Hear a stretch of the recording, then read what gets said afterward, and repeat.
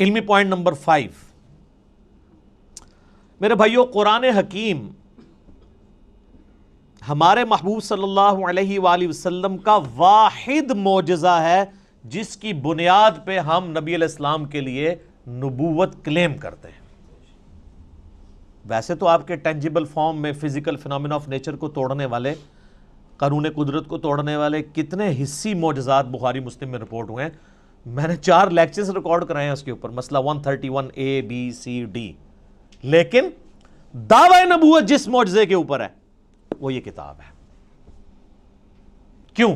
آپ علیہ السلام کی نبوت قیامت تک کے لیے تھی، آپ کا معجزہ بھی ایسا ہونا چاہیے تھا جو قیامت تک کے لیے آپ دکھا سکیں۔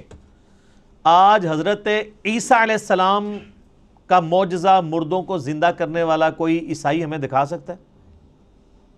ہم بھی مانتے ہیں عیسیٰ علیہ السلام کو، ہم بھی نہیں دکھا سکتے کوئی ویڈیو۔ کوئی یہودی حضرت موسیٰ علیہ السلام کے عصا کو دوبارہ آج اژدہا بنا کے دکھا سکتا ہے؟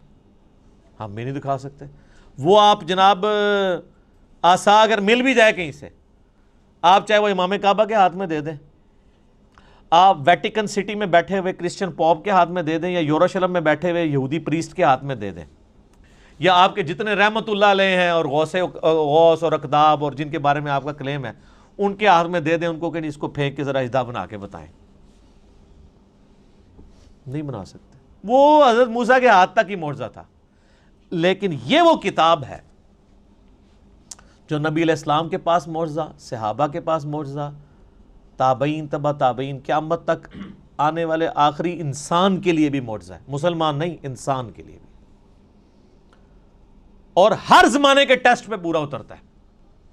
اسپیسیفکلی تو یہ پورا اترا اس ٹیسٹ میں کہ عرب کے لوگ اپنے آپ کو اتنا بڑا فصیح اللسان سمجھتے تھے کہ وہ ادر دین جو نان عرب ہیں،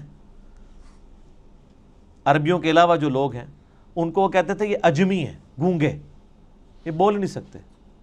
اور یہ حقیقت ہے کہ عربی لوگوں کی فساد اتنی تھی کہ وہ عام گفتگو بھی شاعری کے انداز میں کر لیتے تھے فی الودی۔ لیکن جب قرآن نازل ہوا، ان بڑے بڑے شعراء نے بھی اپنے کلام پھاڑ دیے کہ یار یہ کلام کمال کلام ہے۔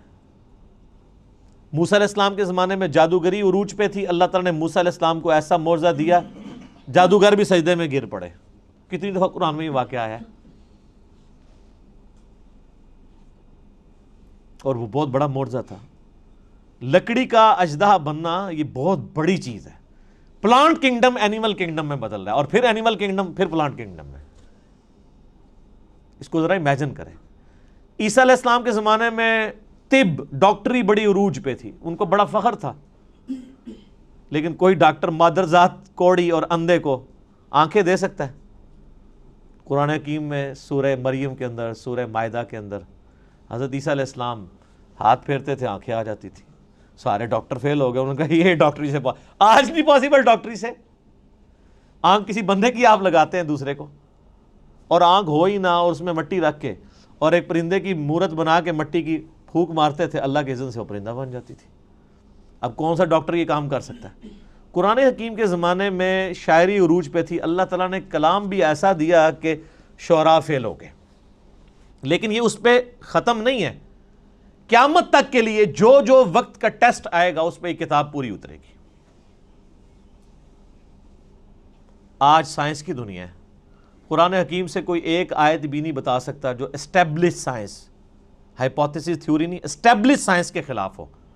اس کے برخلاف ہم آپ کو کئی باتیں بتا سکتے ہیں جو قرآن حکیم ایسی کرتا ہے جو پرانی سائنس ان باتوں کی تصدیق نہیں کرتی تھی، لیکن آج کی سائنس ان باتوں کی تصدیق کرتی ہے۔ جس میں سب سے بڑی بات، ہم نے اپنے بچپن میں یہ چیزیں پڑھی ہوئی ہیں کہ جی زمین جو ہے وہ ساکن ہے اور سورج اس کے گرد چکر لگاتا ہے۔ شروع میں بچوں کو سمجھانے کے لیے پڑھا دیتے تھے نا، بعد میں پھر وہ چیزیں، لیکن یہ سٹارٹ بھی ہوئی تھی تھیوری سائنس میں۔ قرآن بہت پہلے سے کہہ رہا ہے کلٌ فی فلک یسبحون، تمام اجرام فلکی جو ہیں وہ تیر رہے ہیں آسمان میں، اور تیرنا بیک وقت تیرنے میں ایک چیز فلوٹ بھی کرتی ہے اور اپنے محور کے گرد بھی گھومتی ہے۔ جو بھی آپ کوئی بھی گول چیز اگر سمندر میں پھینک دیں نا وہ فلوٹ کرنے کے دوران اپنے محور کے گرد گھومے گی بھی ان ویوز کی وجہ سے.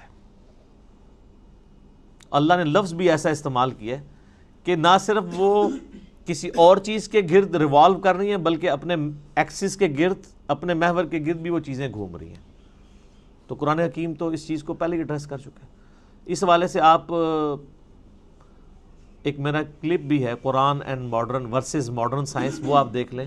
ڈاکٹر ذاکر نائک کا بھی ایک ویڈیو ہے پرانی، پھر انہوں نے دوبارہ سے ریکارڈ کرائی تھی، وہ بھی آپ دیکھ لیں. ڈاکٹر مورس بوکائل ایک فرینچ سرجن تھے جو مسلمان ہوئے، تو انہوں نے کتاب وہ لکھی Bible Quran and science, Urdu میں ترجمہ ہوا ہے، لیکن وہ ترجمہ بھی اردو والا بھی اتنا مشکل ہے کہ عام بندوں کو سمجھ نہیں آتا. بہتر یہ کہ آپ اسے انگلش میں ہی پڑھیں.